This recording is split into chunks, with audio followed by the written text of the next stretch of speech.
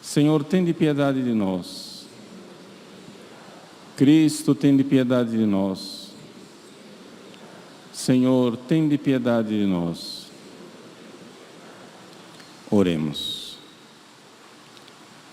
Ó Deus, que suscitastes o presbítero São João Bosco como pai e mestre dos jovens, concedei que, inflamados pelo mesmo fogo da caridade, possamos procurar a salvação dos nossos irmãos e irmãs e colocar-nos inteiramente ao vosso serviço. Por nosso Senhor Jesus Cristo, vosso Filho, que é Deus, e convosco vive e reina na unidade do Espírito Santo por todos os séculos dos séculos.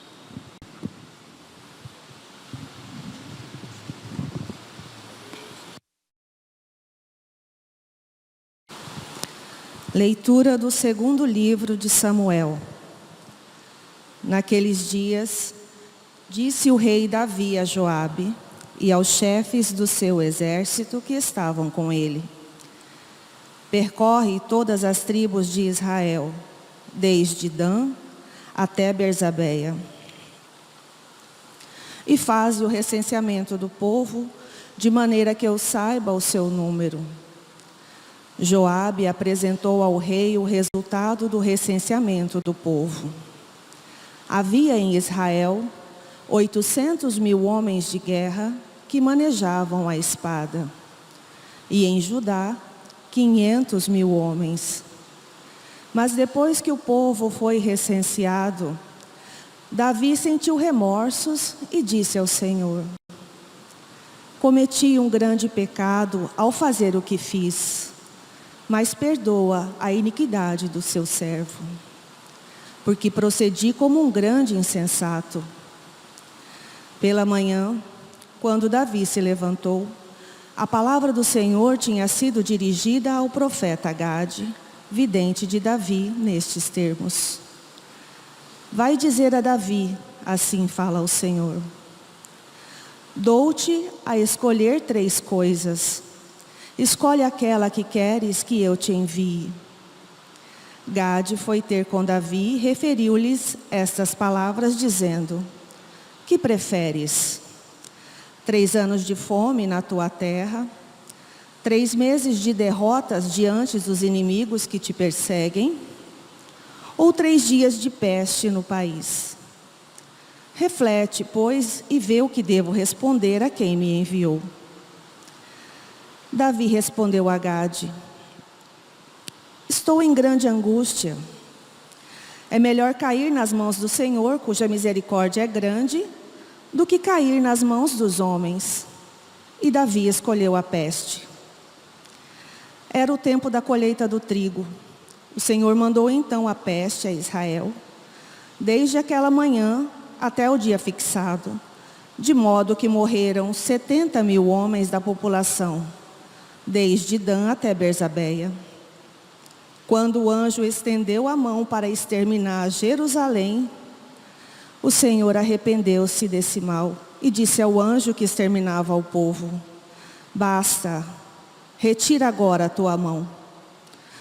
O anjo estava junto à eira de Areúna, o Jebuseu.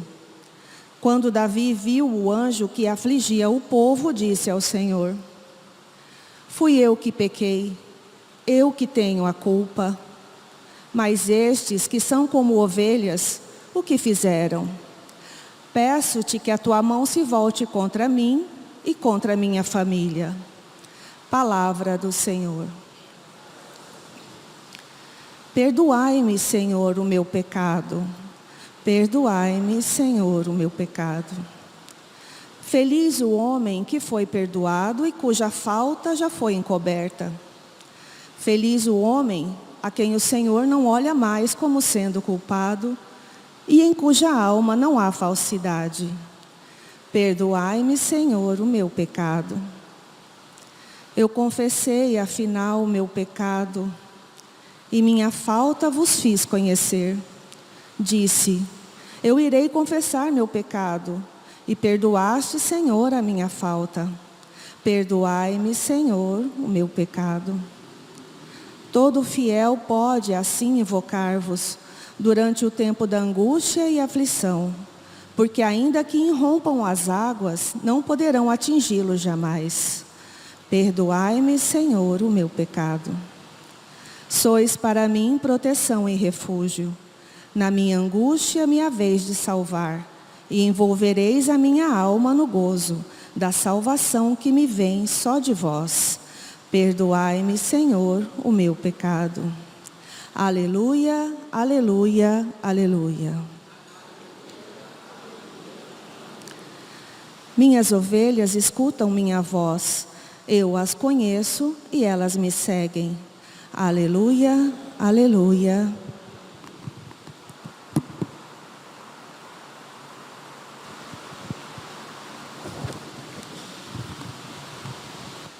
O Senhor esteja convosco. Proclamação do Evangelho de Jesus Cristo segundo Marcos. Naquele tempo, Jesus foi a Nazaré, sua terra, e seus discípulos o acompanharam. Quando chegou o sábado, começou a ensinar na sinagoga. Muitos que o escutavam ficaram admirados e diziam: de onde recebeu ele tudo isso? Como conseguiu tanta sabedoria? E esses milagres que são realizados por suas mãos? Esse homem não é o carpinteiro, filho de Maria, o irmão de Tiago, de Josete, de Judas e de Simão? Suas irmãs não moram aqui conosco? E ficaram escandalizados por causa dele. Jesus lhes dizia: um profeta só não é estimado em sua pátria, entre seus parentes e familiares. E ali não pôde fazer milagre algum, apenas curou alguns doentes, impondo-lhes as mãos. E admirou-se com a falta de fé deles. Jesus percorria os povoados das redondezas, ensinando. Palavra da salvação.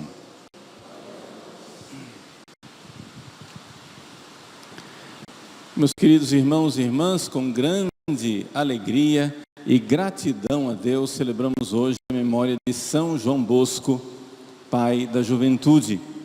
A nossa arquidiocese, a Arquidiocese de Cuiabá, deve muito a São João Bosco. Se não fosse a obra de São João Bosco, toda a história da nossa evangelização seria completamente diferente. A Arquidiocese de Cuiabá, embora já esteja chegando aos quase 300 anos de existência como circunscrição eclesiástica, né? Eu digo quase porque em séculos é quase, ou seja, nós iremos fazer 300 anos, né, em 2045, está longe, mas nós vivemos, no entanto, os primeiros 2 séculos com grandes dificuldades. Por quê? Porque Cuiabá era o fim do mundo, não é? Até que o nosso segundo bispo, primeiro arcebispo de Cuiabá, Dom Carlos Luiz d'Amour, escreveu uma carta pessoal a São João Bosco. Ele escreveu a Dom Bosco pedindo a Dom Bosco padres missionários para Cuiabá. E Dom Bosco então respondeu à carta de Dom Carlos. Nós tínhamos a cópia assinada, a cópia não, a versão autêntica desta carta assinada por São João Bosco na nossa cúria até poucos anos, quando então o reitor-mor dos salesianos pediu para fazer um arquivo de todas as cartas de São João Bosco, não é?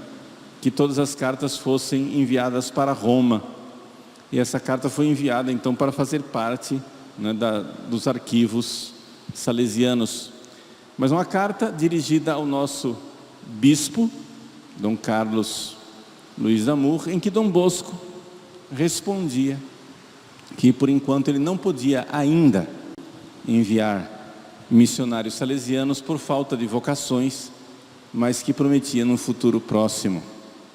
Dom Bosco não chegou a cumprir pessoalmente esta promessa, porque ele faleceu, mas o seu sucessor, o bem-aventurado Miguel Rua enviou os salesianos a Cuiabá, e há mais de 100 anos, né, os salesianos, 130 anos, arredondando os números, os salesianos evangelizam a nossa terra.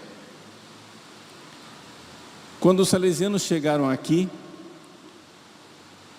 Dom Carlos tinha somente uns 5 padres na diocese. A maior parte tinha morrido com a peste, com a chamada varíola, que eles chamavam de bexigas, né? As bexigas morreram de varíola, 12 padres da nossa diocese, e outros foram morrendo de doenças normais ou de velhice. E assim era uma verdadeira calamidade a cidade de Cuiabá.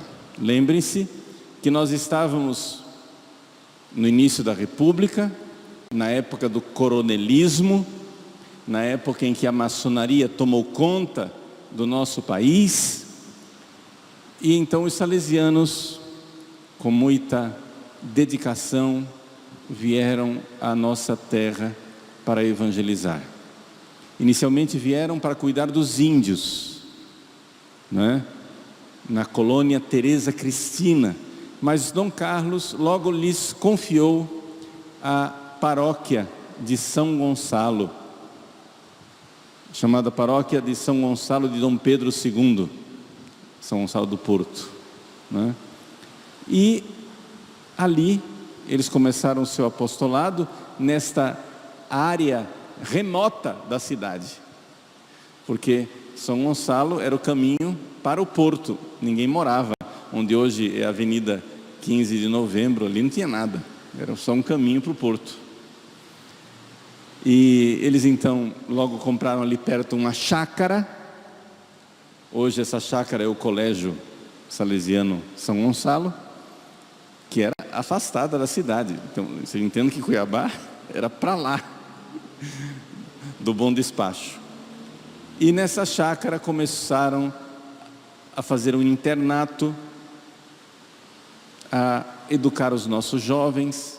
Logo depois vieram também as filhas de Maria Auxiliadora, as salesianas, que fizeram o Colégio Coração de Jesus, e assim a nossa juventude e a nossa cidade foi sendo evangelizada. Logo outras paróquias foram confiadas aos salesianos. Veio nosso primeiro arcebispo salesiano, Dom Aquino Correia, glória de nossa terra, cuiabano. E então iniciou a história dos 100 anos de arcebispos salesianos em Cuiabá. Dom Aquino tomou posse como arcebispo salesiano em 1922. Dom Mário tomou posse e entregou o último arcebispo salesiano, Dom Milton, em 2022. Foram exatos 100 anos de 4 arcebispos salesianos: Dom Aquino, Dom Orlando, Dom Bonifácio e Dom Milton. Estou fazendo esse breve relato histórico porque é uma missa de gratidão. Para nós, cuiabanos, é uma grande ação de graças de termos sido evangelizados. Eu mesmo, pessoalmente, posso dizer que se um dia eu entrar no céu, eu entrarei porque os filhos de Dom Bosco me ensinaram a rezar, a me confessar, a comungar. Foi com os filhos de Dom Bosco que eu recebi minha catequese de crisma, foi com eles que eu acalentei a minha vocação sacerdotal, e por isso hoje, com a graça de Deus, eu sou padre. Grande gratidão, grande louvor a Deus por essa história de salvação para o nosso povo. Dom Bosco, sacerdote, se entregou à evangelização dos jovens, e com essa evangelização dos jovens, ele sabia queria garantir um futuro para a igreja. O sonho de Dom Bosco é ver os seus jovens adultos, maduros, responsáveis, bons cristãos, honestos cidadãos. E assim, num sonho de santidade, Dom Bosco, filho de São Francisco de Sales, era desses santos que cria na vocação universal à santidade, que todos nós somos chamados não somente a entrar no céu e ser salvos, somos chamados a ser santos. E na sua escola de santidade formou santos, jovens como São Domingos Sávio, ensinando a eles o caminho da perfeição cristã. Que de lá do céu, os santos salesianos rezem por nós, rezem pela nossa Cuiabá, mas não somente, pelo Brasil e pelo mundo inteiro, para que os nossos jovens evangelizados sejam o futuro da igreja, homens e mulheres, adultos, maduros, responsáveis, que irão dar a vida para a salvação e a evangelização de muitos.